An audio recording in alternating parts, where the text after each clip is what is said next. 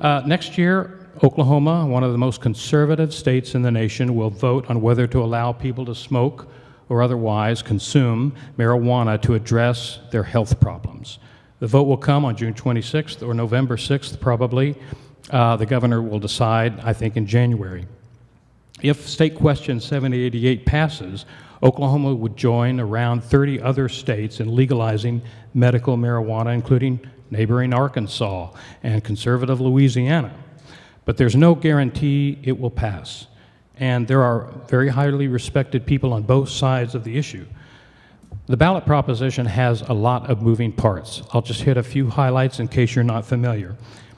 Oklahoma residents age 18 and over could get a license to possess medical marijuana with the signature of a board-certified physician. The license would cost $100 and would last for 2 years, $20 if you're on Medicaid or Medicare.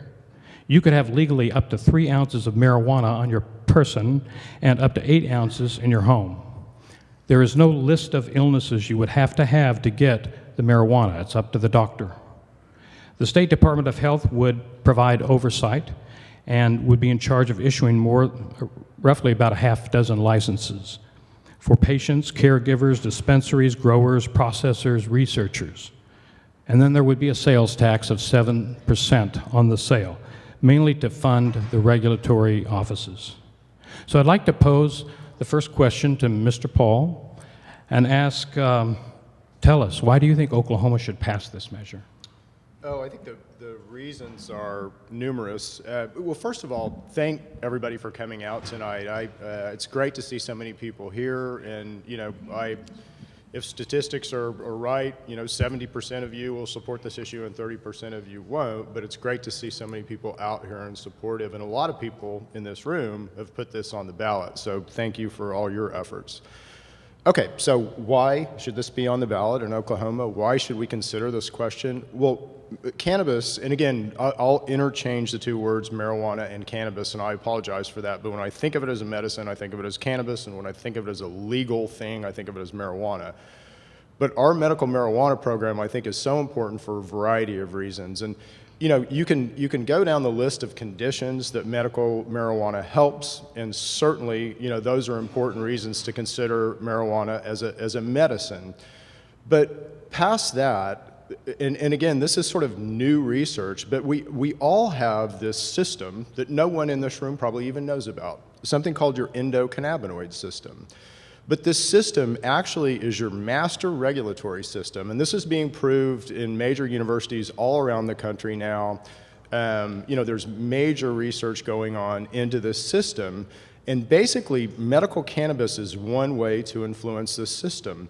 But this system sits above your central nervous system. So everybody always asks, well, why does it appear that medical cannabis is such a panacea drug? I mean, it treats everything from cancer to mood disorders, right? So why is that? Well, the reason why that is because it influences this master system that we all have.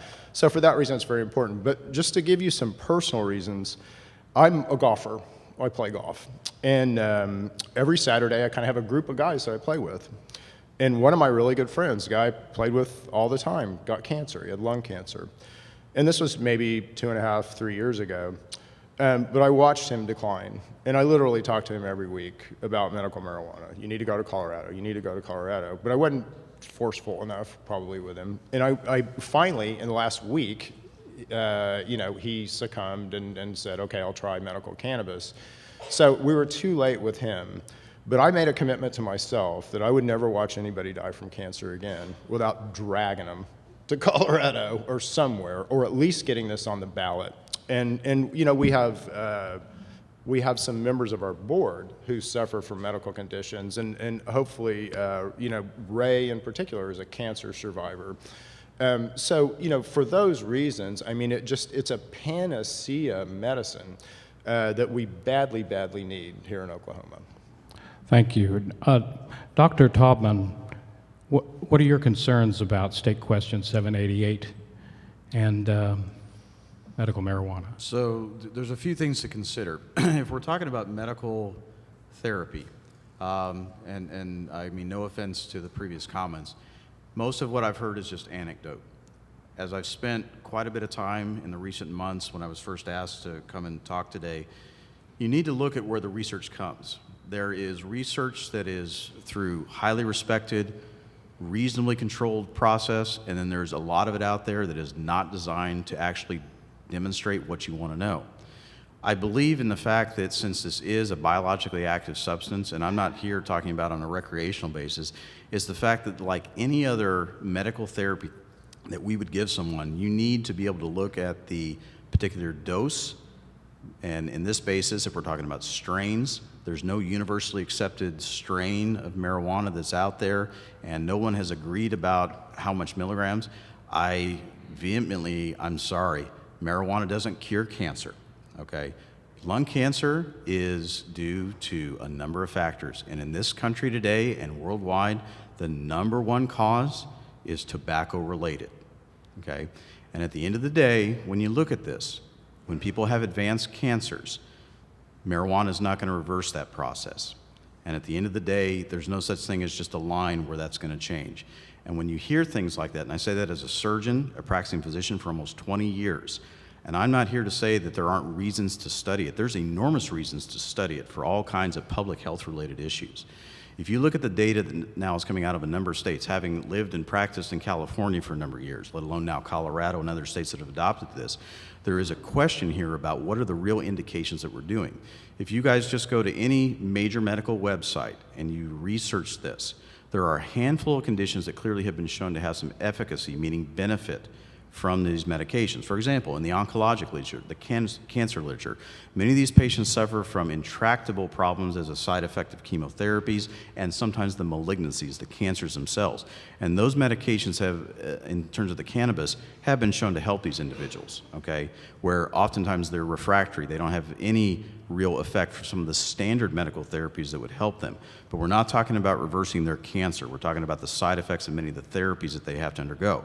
I would agree in the pediatric population that when you look at, for example, some of the more complex epileptic disorders, we're not talking about just run-of-the-mill epilepsy. We're talking about some of these unfortunate children and young adults who have congenital syndromes or other physiologic conditions that develop in unfortunate points of their life that where they are absolutely not responding to innumerable medications, as there is some data that shows that they can improve some of that. But always remember at a cost.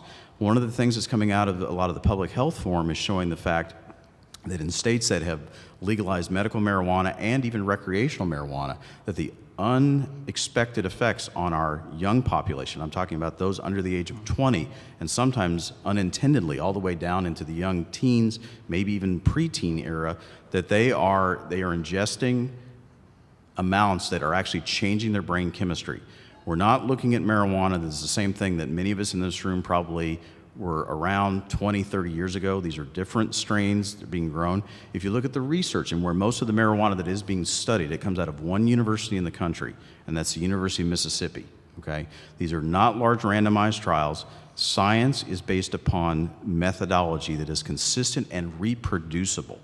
We had hope here in the recent couple of years with our veterans returning home, and many of them are suffering from post-traumatic stress disorder that is an incredibly disabling condition, that this might have been just a haloed effect that was going to help. And the reality is the data to date has not consistently shown how we can put that and get a consistent response every time. That's not to say that it can't be looked at, but right now with a medication, so quote unquote, that is classified as a Schedule I narcotic, that means that no physician with a license to prescribe has the ability to do that unless under certain circumstance.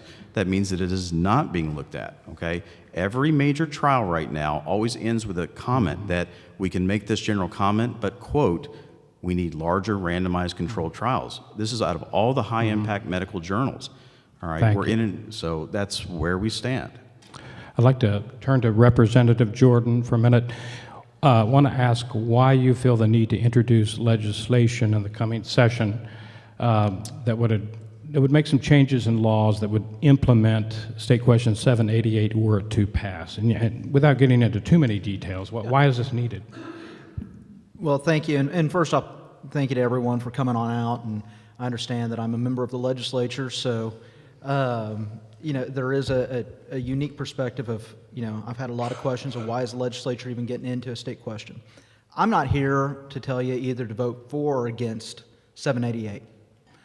What I did is I started looking at it from the perspective of if the voters choose to pass 788, what is going to be needed with implementation? What are some issues that are going to occur? Not getting into the medical side of it, but some of the things that are with it. And visiting with, different representatives from our state agencies. One thing that's unique is, and we didn't realize this before, but the issues that we're having with the Department of Health currently. If you've seen the news and the fact that 788 puts everything underneath the Department of Health. To look at it from that perspective, to make sure that voters' expectations are actually met, my feeling was this, is that there needs to be a rider bill that follows behind State Question 788. When we implemented alcohol, when we did the change in alcohol policy by voter initiative, or by the ballot, there was a rider bill behind it, which allows for things like different agencies to communicate with each other. Right now, the way 788 is written, it calls for background checks for the licensing. Well, it doesn't allow for the Department of Health to work with OSBI to do the background checks. It also does the rulemaking ability. Well, one of the problems with that is through our rulemaking ability, through our agencies, it takes about 2 years for them to implement rules. And so what happens, what was that? That's all right. Let the panelists continue. Yeah. What would happen is it goes to the Department of Health, and then the Department of Health would basically come out with the rules that they're now authorized to make, but that takes a long process to which it would end up, you're looking at probably the implementation of it being somewhere around 2020, following a 2018 ballot. And so with that in mind, making sure that the things that are implemented by the state question can actually start being implemented as the voters are seeing fit. And we can go ahead. Oh, and I want to say, and what Representative Jordan is saying is basically the legislature wants to work with us in lieu of SQ 788 passing. So that's a very good thing, right? Without legislative action, what he's saying is that it would be, potentially 2 years before we had things implemented. And so... Mm-hmm. No. We'll get to audience questions soon, sir. Thank you. It's the exact opposite, right? So the fact that they're willing to work with us will help us get SQ 788 implemented right when we voted in. So that's very important.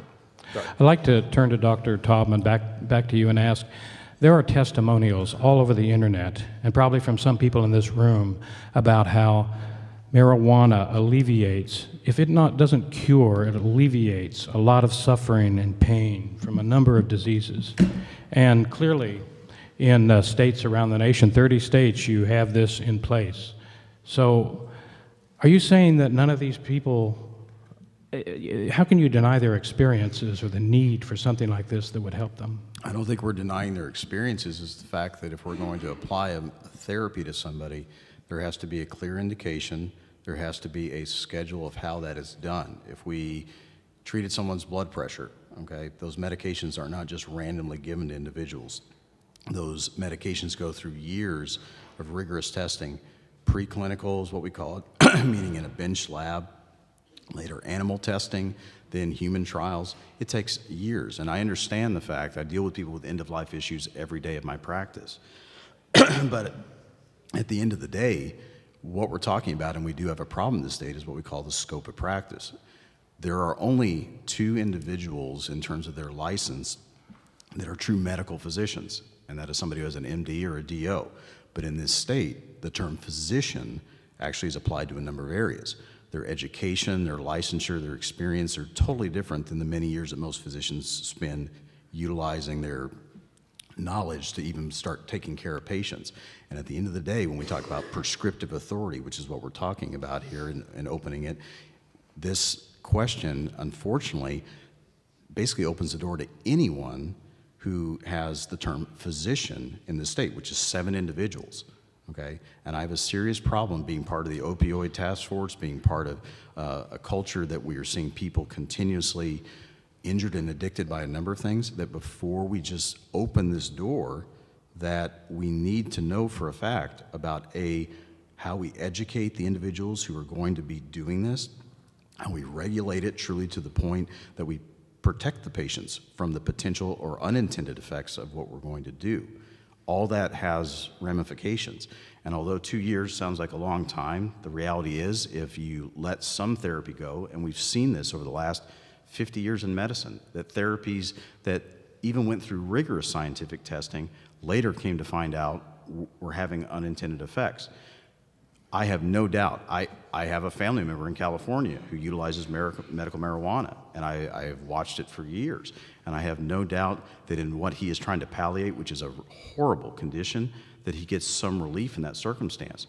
But what we're talking about in terms of measured efficacy, the target of what we're looking for is you got to be careful about how you describe these terms, because we're using broad terms for individuals. You need to define much better about what you're looking and also have the right measurements, not only to study now, but if it does pass, you need to have good, rigorous scientific panels to monitor this, monitor for safety and outcome. We're talking about a public health issue, okay? I could go all day long on tobacco alone, because at the end of the day, you know, we've got a lot of problems in this state, and we got a lot of problems that are draining our economy, all right? We're in the toilet when it comes to our economy right now, when it comes to health care, all right? And we already have a hole to fill. We need to make sure that if this gets applied, that it's applied in a responsible fashion, all right? We'll get to questions soon. Mr. Paul, what are your thoughts on that? Oh, I was just going to address the research, and you know, it's hard to find, right? But if you go out to NIH.gov, and you have to know the magical keywords really to find all the research, but endocannabinoid is certainly a magical keyword. And there's literally 49,000, I think, you know, current studies out there on the endocannabinoid system. Now, not all of them have to do with cannabis, but I think the body of work out there is just beyond question that, you know, cannabis is a very valuable medicine. And I think that's been proven, you know, not by fly-by-night research, but by University of Mississippi and many leading universities, of the efficacy of this as a medicine. So I almost feel like that's beyond argument, you know, now at this point. And then you go back in time, right? And it literally before recorded time, this has been used as a medicine. So, you know, there's a lot, anecdotally, there's piles of evidence. But let me just talk a little bit about, and I agree with you to a certain degree. There hasn't been, if you look at a state like California, okay? And California has had a medical marijuana law for a long time. And again, part of what you have to do when you create one of these laws is you have to have something that's going to pass muster by the federal government. And so regulation is an important part of the piece that they really left out in California. But if you look at what else they did, they rolled out a law that has medical conditions, right? And so a physician, and I did this, please don't arrest me, but I went and got my medical cannabis card in California. And I went to a guy named Dr. Greenleaf, okay? And Dr. Greenleaf asked me, you know, a series of questions about, you know, my condition, and I meet, you know, one of the conditions on the list. And so he checked that box, and then he took my blood pressure, and he took my temperature, and he signed my card and sent me on my way. Now, he didn't tell me anything about how I needed to be dosed. He didn't tell me anything about what strains to use, like Dr. Taubman mentioned. He didn't tell me anything about how to treat myself with medical cannabis. Now, we'll get a lot of criticism in 2018 about not putting medical conditions in our law, but the very reason that we did not put medical conditions in our law is what I just described. And so now, when I go in to talk to Dr. Taubman about my condition, and I say, Doc, I've got this problem, and I think medical cannabis might be able to help, he's going to have to know his stuff. He's going to have to understand the endocannabinoid system, and he's going to have to make a professional judgment on my prescription, just like he would if he's prescribing me opiates or anything like that. And to your opiate issue, I would say, you know, why do we have professional medical organizations? I mean, Aren't professional medical organizations there to really ride herd on bad doctors that are doing unethical things? And so if we have an opiate problem, I would think that that falls to our professional medical organizations to address. And again, we're going to put medical cannabis in that same category so that there will be professional oversight by medical organizations on doctors doing bad things. But we're going to put the burden on the doctors because that's where it should be. Doctors need to make a medical judgment about my health. We're just giving them another option that we think is very, very valuable. Let me jump to Representative Jordan.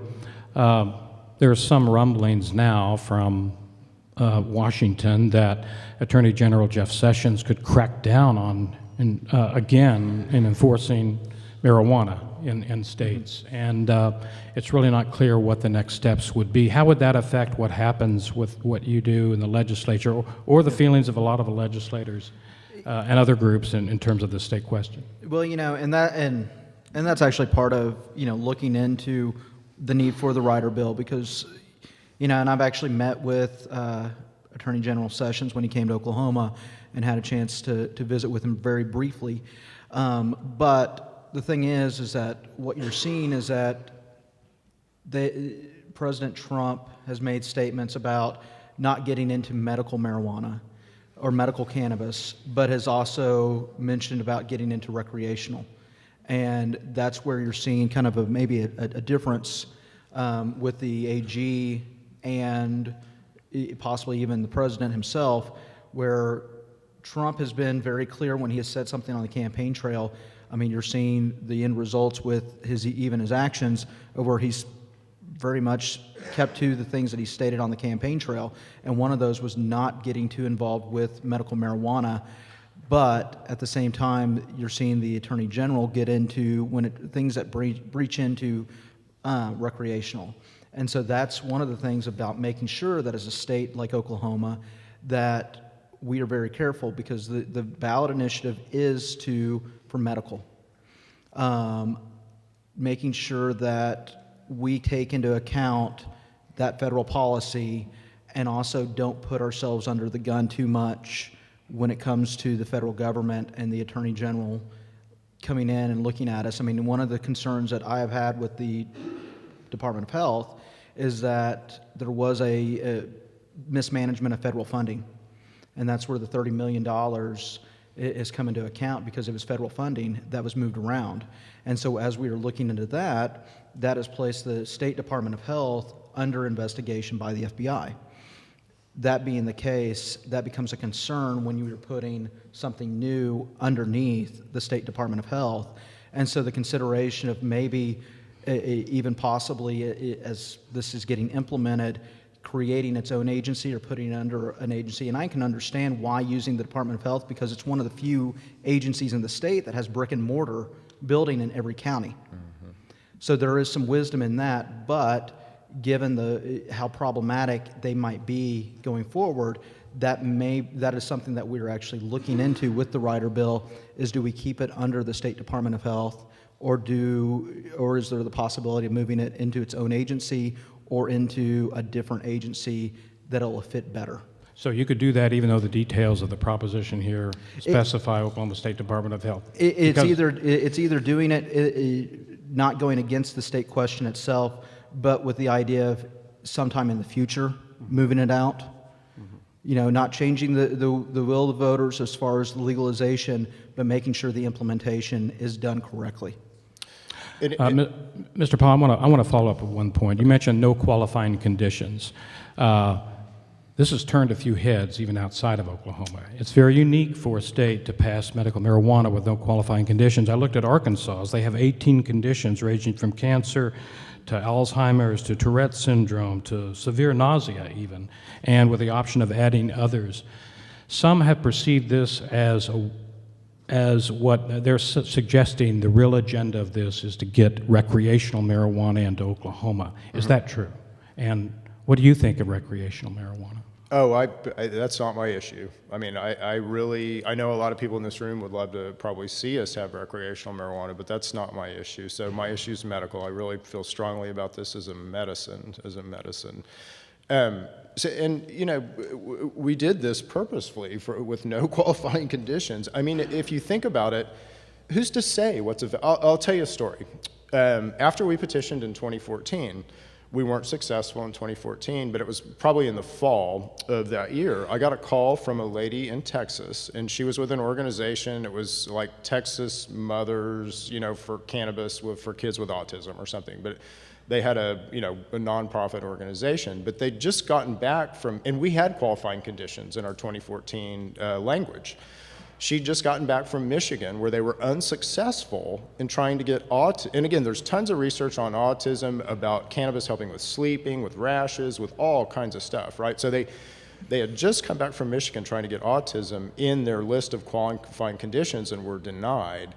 In fact, who was it? I think it was somebody's law just came up for review, and they denied Parkinson's as a medical condition.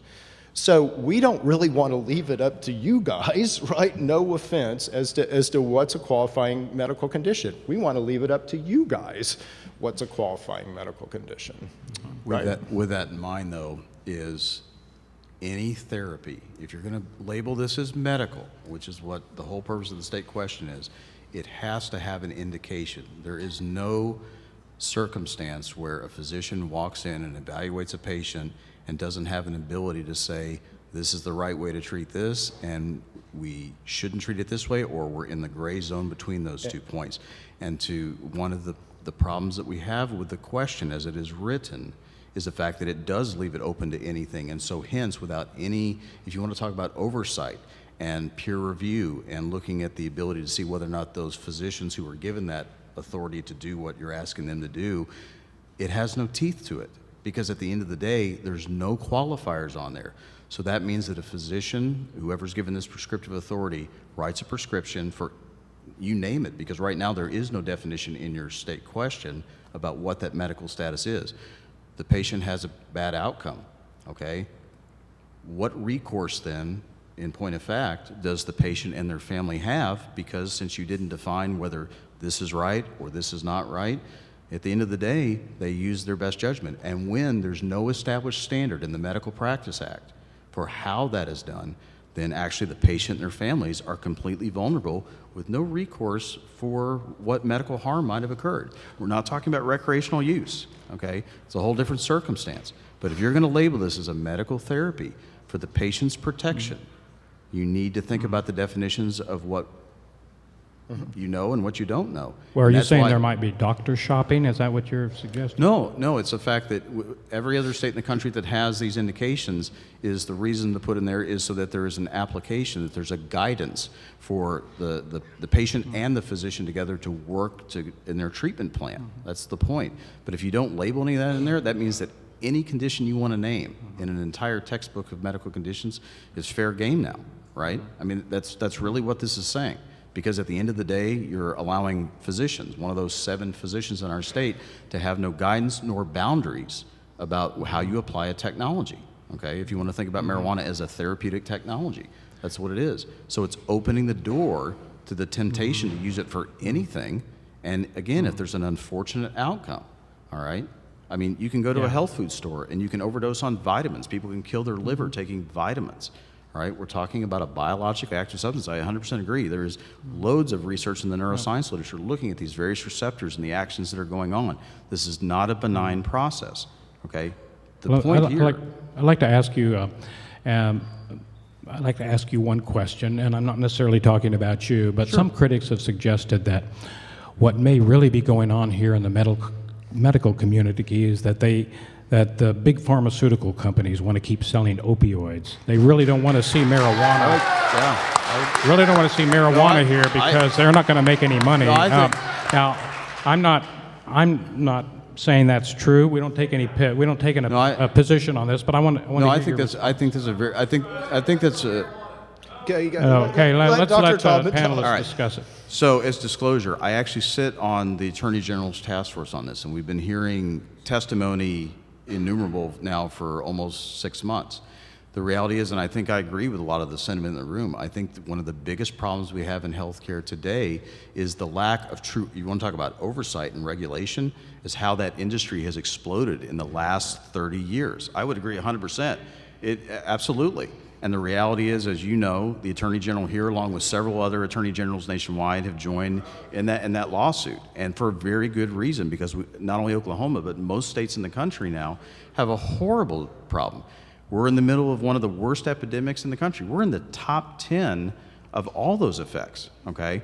So when we look into this circumstance, the better thing is not to play one against the other, because I agree with you, but don't think about simply substituting one thing over the other. Don't think that there's no downside to any of this. And again, to use his words, if you're going to put the ownership back on the physicians to have to identify the appropriate circumstance, dose, regimen, monitoring, and everything else that comes. I mean, that's the whole point here. If we want to talk about appropriate practice of medicine, all those things, exactly what he highlighted in his anecdote about getting his card is exactly what I saw in California for years.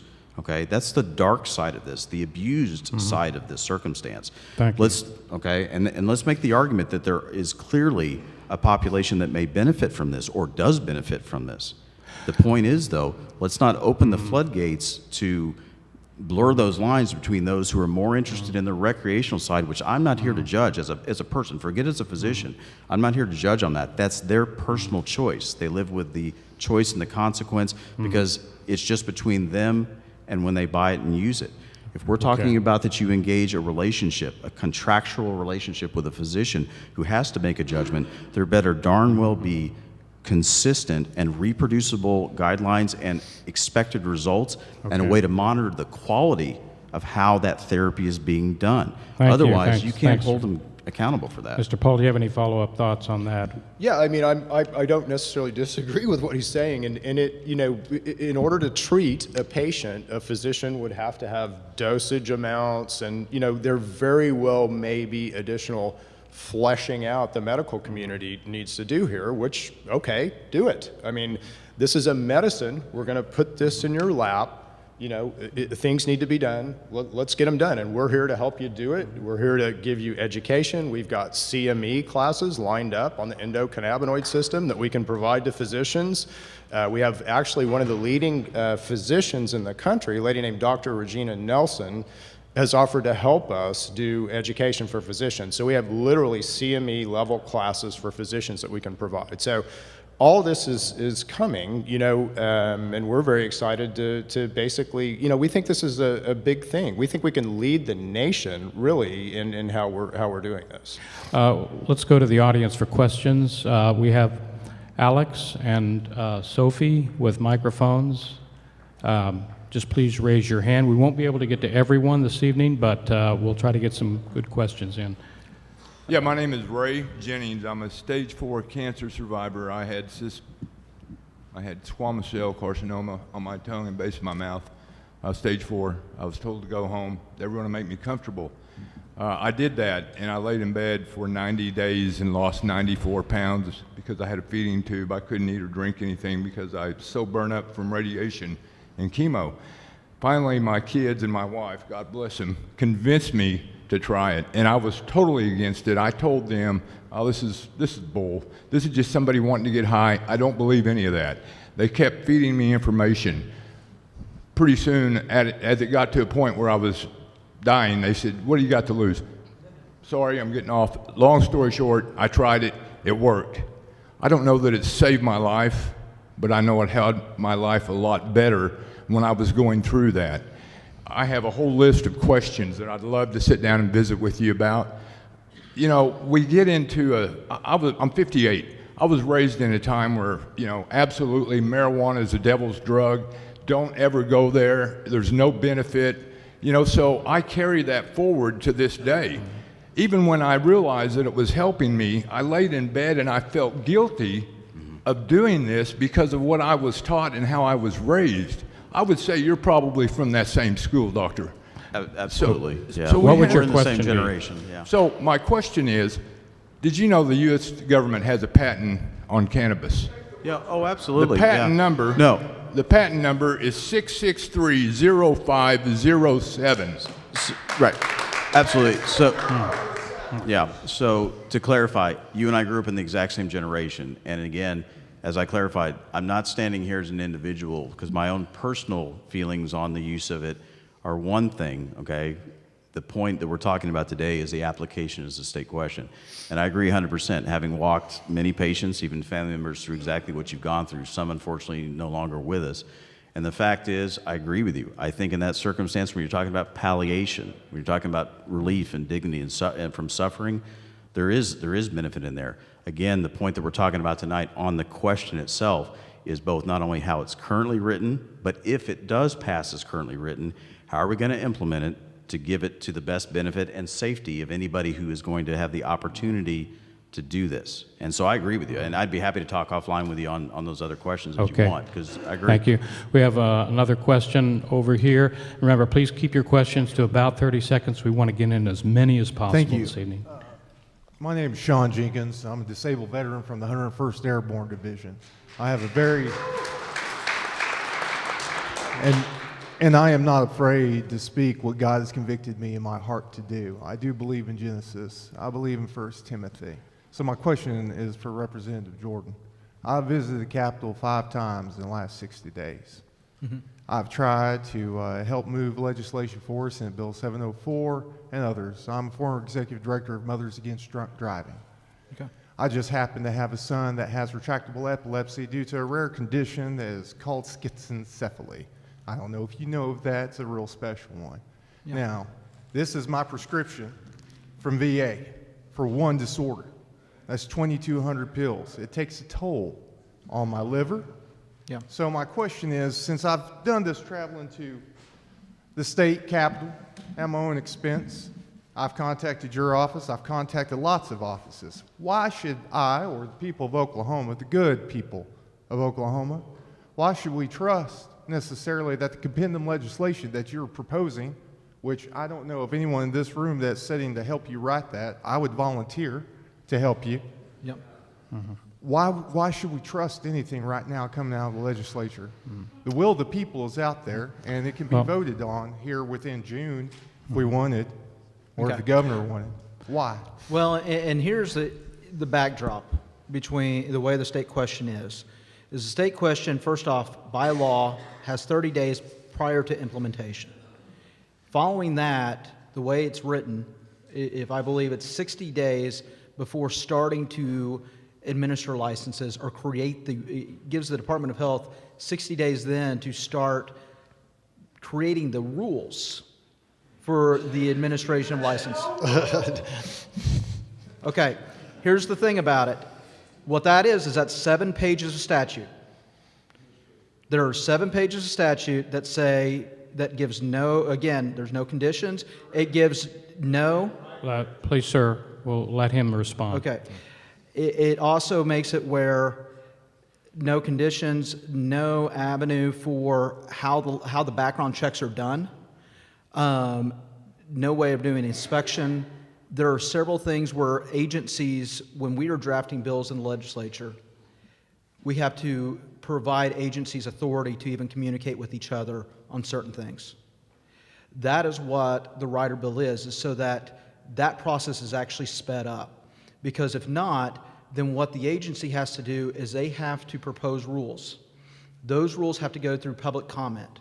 That in and of itself takes about a year to go through the entire litany of statutory regulation, because you have conflicting laws. Here you have what is going to be in the state question added into what is currently on the books. What will happen is then those rules will then go to the legislature for approval. What the rider bill that I'm working on is to try to clear some of those things up so that the things that we would find that are just normally necessary, such as allowing for background checks to be conducted by OSBI instead of is done just as soon as this passes, so that it can be actually implemented faster. The thing about it is to make sure that the law is actually cleared up, because there's an old case law that's on the books that basically makes it where something that is voted on, if there's a conflict statutorily between something that is approved by the legislature or something that is on a ballot petition, which this is what 788 is, that at times the statute, even if it's older, will override what is on the ballot. So that that's problematic, again, for 788 to be implemented to what the expectations of the voters are. So this is, I'm not working on a piece of legislation to negate legalization. That's, again, that is up to the voters. That's what you guys are doing. What I'm doing is trying to make sure that the process is actually implemented more smoothly. Okay. I think the question... No, you're welcome to come visit. You can visit with him afterward. Office is 410. I think the question is, would you assure the people here and voters that this rational process really for cleaning up is not going to be sort of quietly used to undermine what's in the state Well, question? and definitely. I mean, again, you're talking about a huge policy change. You're going from something that is considered an illegal substance in all avenues to being legal for medicinal purposes. That is something that we've only done that once in the history of our state, and that was with alcohol.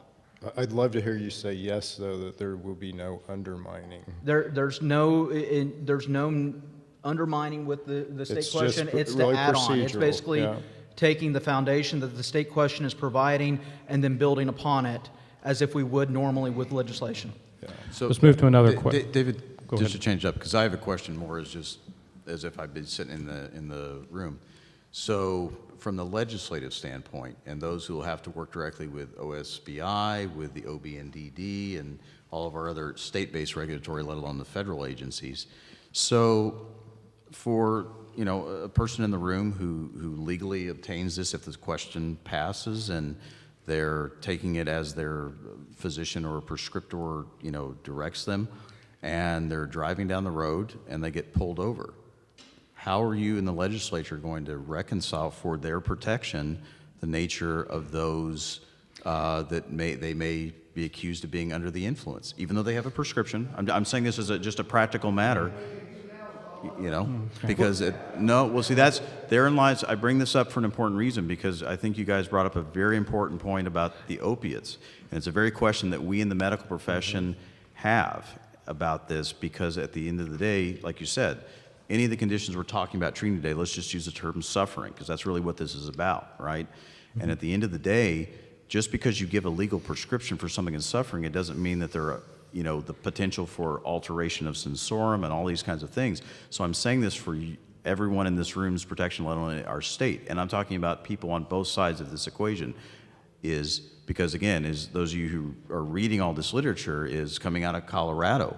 Right now, this comes right out of their analysis and out of the American Center on Public Health and Policy, is that in the last 3 years, they have seen a more than doubling in the number of alleged traffic-related events, and we're talking crashes and things like that, not just being pulled over for being under the influence, that they directly correlate with an intoxication. Again, if we all had a beer, we had a couple beers, we go out, there's a certain level of idea about how this works. I'm saying at an enforcement level, because, like he said, I'm kind of curious how that would play out, that if my son had a legal card and everything else, and he was taking it as prescribed, and he gets pulled over, where's the standards? We all know blowing alcohol and all the rest has a lot of variability, right?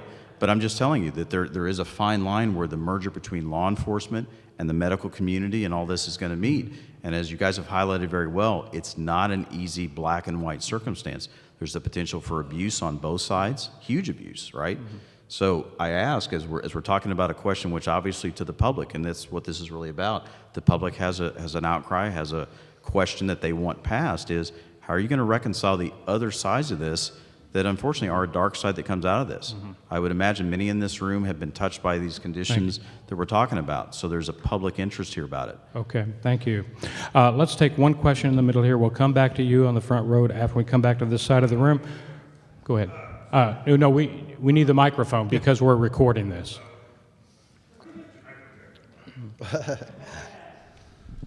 Okay, I have a question for you. with no background checks being necessarily needed for any other drug that a doctor prescribes, why do you feel that it's necessary to have a background check for medical cannabis?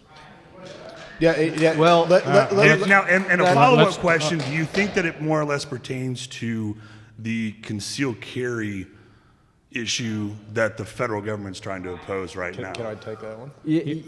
Well, and I will defer that to Mr. Paul, but that's actually, well, but here's the thing with it, that's actually the ballot question. Yeah, on the background checks, the background checks are only necessary for people applying for, not for their medical cannabis license or card as an individual, but people who are applying for licensing to grow or dispense, things like that. So we did put requirements in there for background checks. So that's what he's That's what I'm mentioning. Yeah, is- he's talking about. Yeah. A question over here? No, we have a question here Hi. from that one. Dr. Kevin, I'm sorry, I don't know how to pronounce your last name. That's okay. Taubman. Taubman. fine. Okay. Taubman. My question is, when you talk about legal recourse for a bad outcome, a couple things. Do you have a specific example? I'm a mom of a kid with encephalitis. So do you have a specific example of a bad outcome from marijuana, medical or otherwise?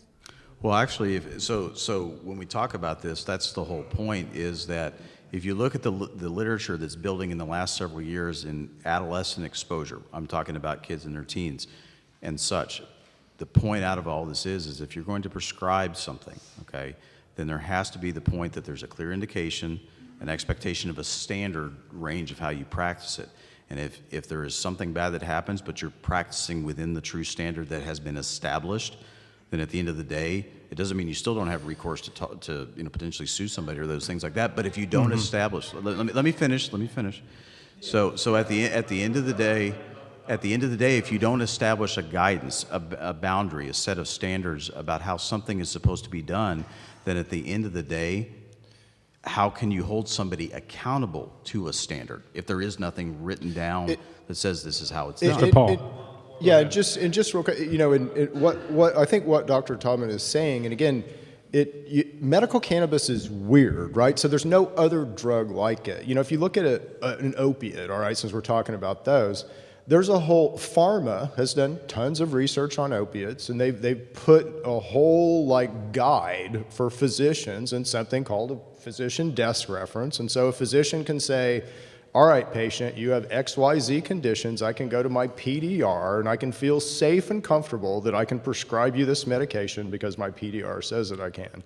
So medical cannabis is different, right? There's no pharma research. It's not in any PDR. So what he's talking about are there's no boundaries really defined for a physician. But again, where would you put the decision here? Are you going to put it with the legislature? You're going to put it with us? I mean, we don't know what's best. Really, a physician is the person that we rely on to understand, medical treatments and medical outcomes for us. And so we really feel like that's why we're putting the burden there. And they'll build their boundaries. I think boundaries will develop.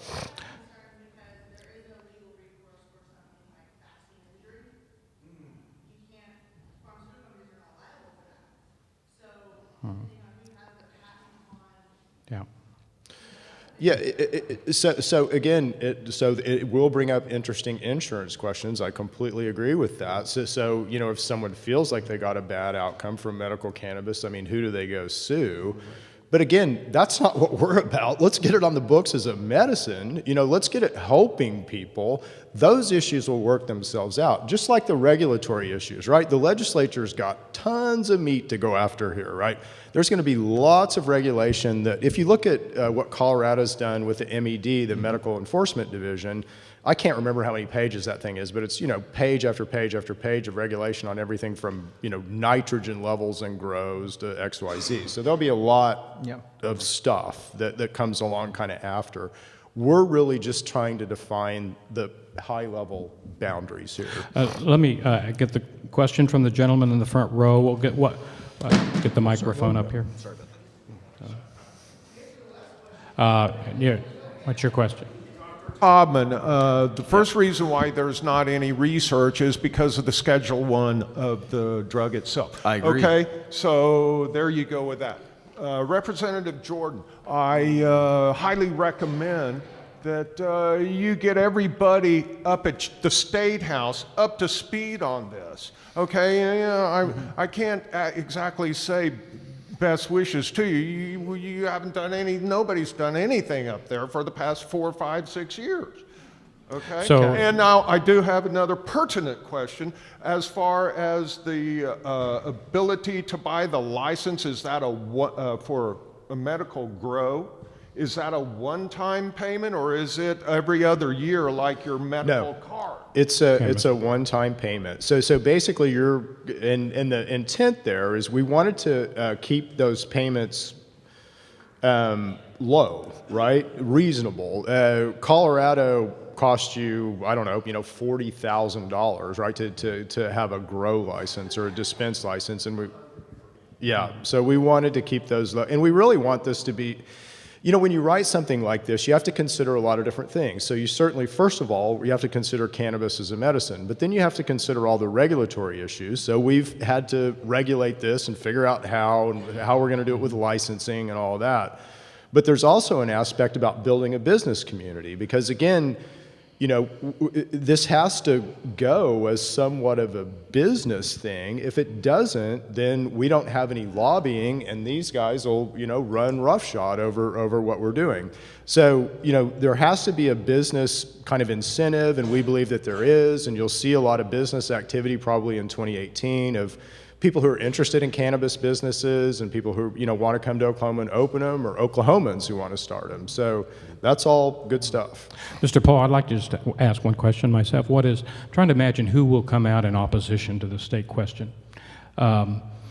And I know one community that's skeptical, and not everyone in the community, and that's the mental health community. We live in a state that's just rife with addiction. Mm-hmm. It's a huge problem here, opioids, but not only opioids, meth, you name it. So what do you say to them in terms of their concerns about introducing marijuana into medical marijuana, which could lead to recreational marijuana? Yeah, what would you say to them? I understand the fears. I mean, we've all, or certainly people my age, we've just had it beat into us, that it's a horrible drug, right? So, and really the research has not come to light. So most physicians. I respectfully disagree. The current Well, let's let him research- finish his line. Yeah, so the endocannabinoid system was discovered in 1994, right? I speak on this at universities. I speak on the endocannabinoid system. I teach classes on it. I talked to a director of curriculum about it. I said, why, doc? I mean, why in the world isn't every medical professional required to learn about the endocannabinoid system? No time. That was his answer. No time. You know what else they don't teach? Nutrition.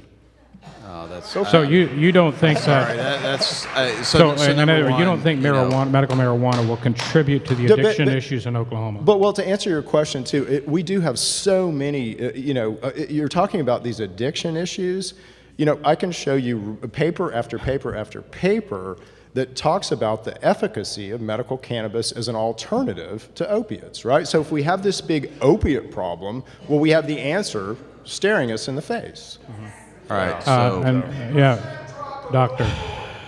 So there's a few things. Number one, being part of the University of Oklahoma and curriculum and everything else. Number one, they teach plenty of nutrition over the course of medical school and residency. Is it a requirement? Absolutely, it's part of the core Is it a curriculum that requirement? goes. Well, on. let's- in the Farm D program, is it a requirement? Okay, I'm interested in the question about your Long response story to short, the marijuana. Farm D program and Okay. medical school are two different things.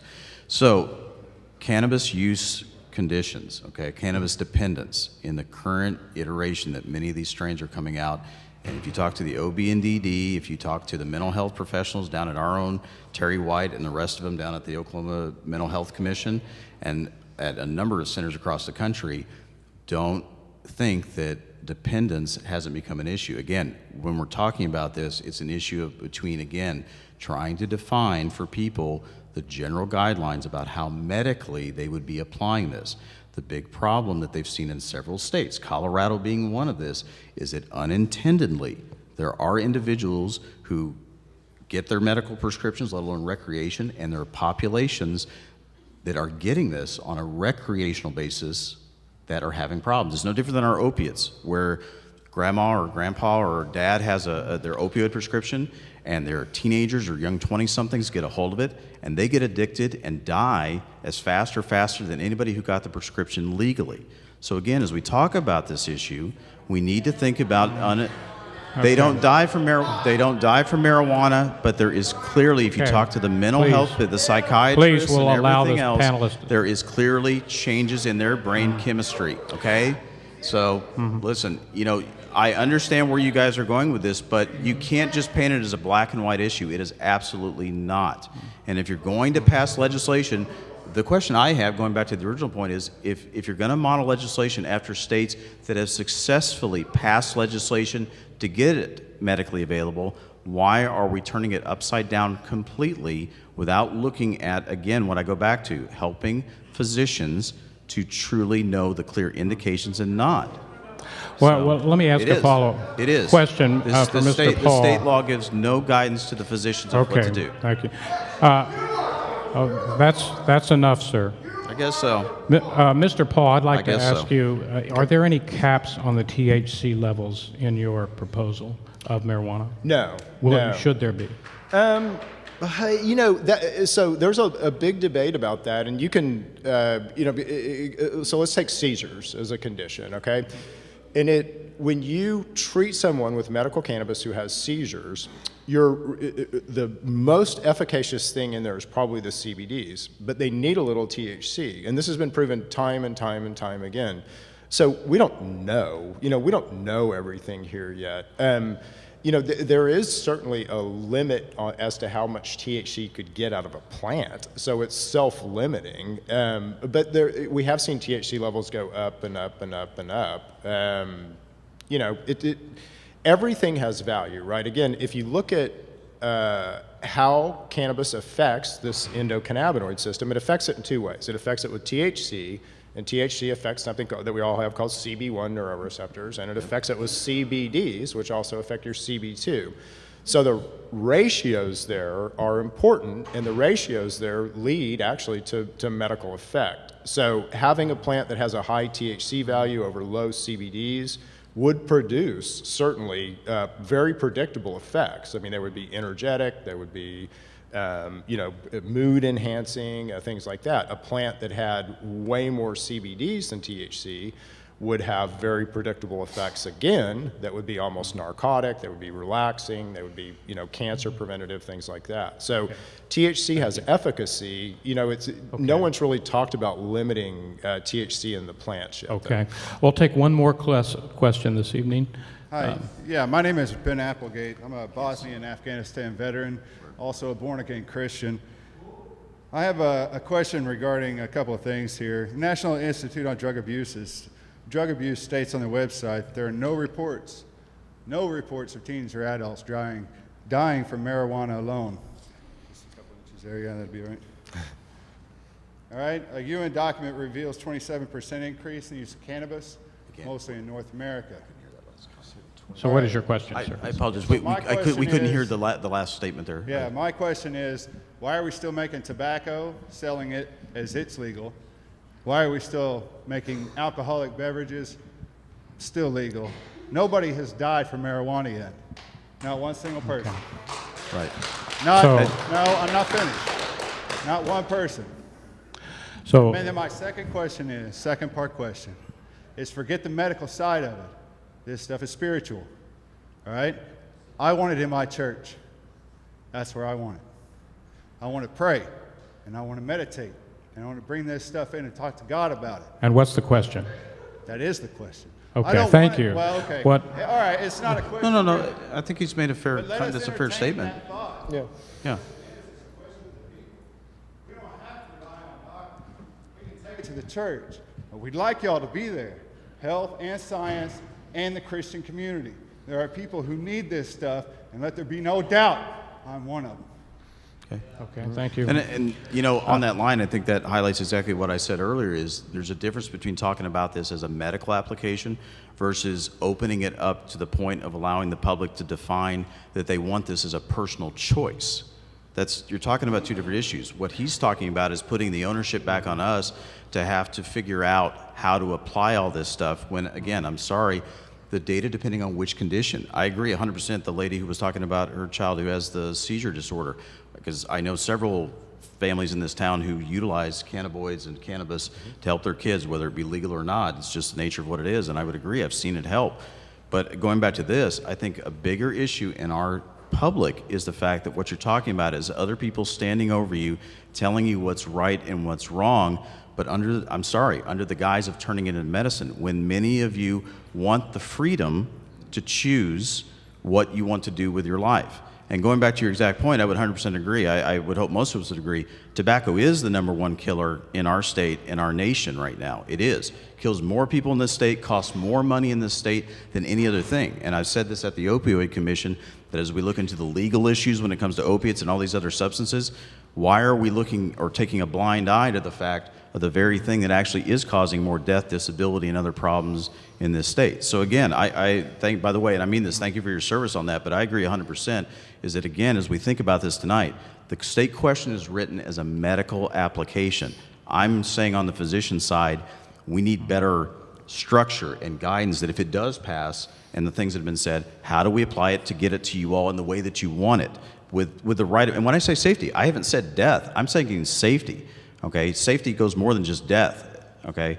But on the other issue, I think there's a bigger issue for the state and this population in this room to consider is, it sounds like, and because I know, trust me, I'm part of communities that ask these questions of, this is more about the fact that you want the right to choose something for your life. And if the public wills it, do it. Put it on the ballot. Let it, like many other states have done and passed. Okay?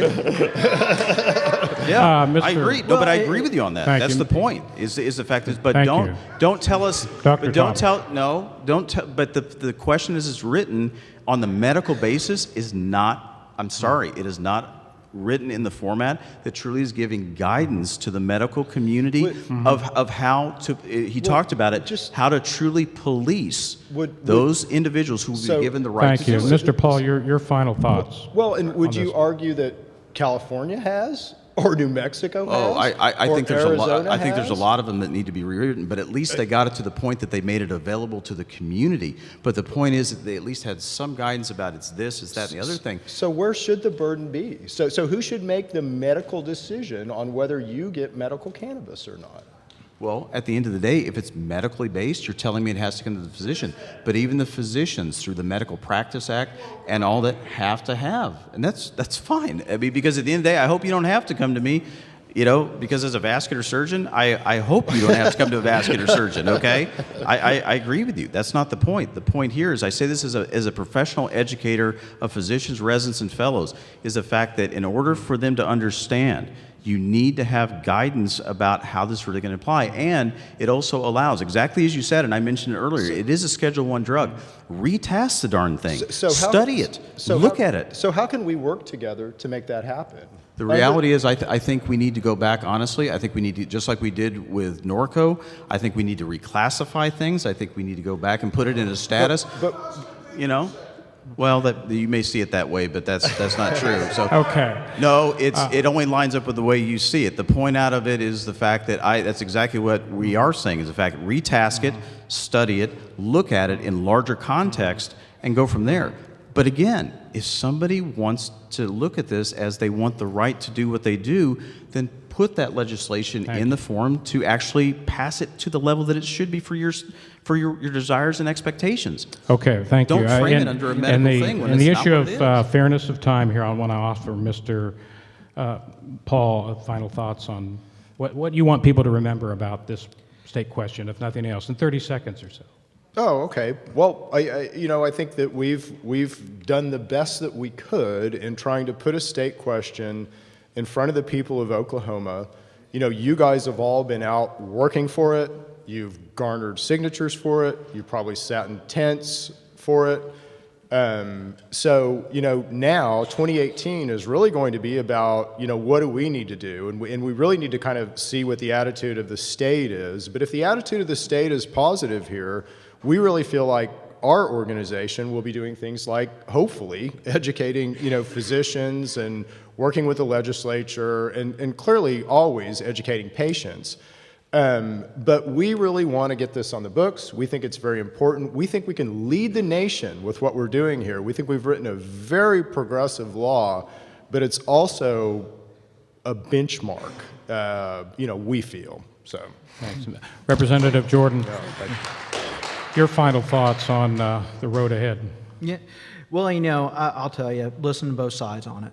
This is something where I've had constituents come to me regarding the State Question 788 and the legalization of medical marijuana. And I've had the best quote I probably have heard from someone that I would not have thought of ever voting yes was she made the comment with her sister who has Lyme's disease. And she's like, we live in a state where it's legal to use snake venom, but it's illegal for me to try something else. And so that, that is a concern. Hearing what, and I've visited with Mr. Paul when it comes to the state question and making sure that we are actually thinking it through, and when we implement it, should it pass, and I think it has a more likelihood of passing at this time in our state's history than any other time in our state's history.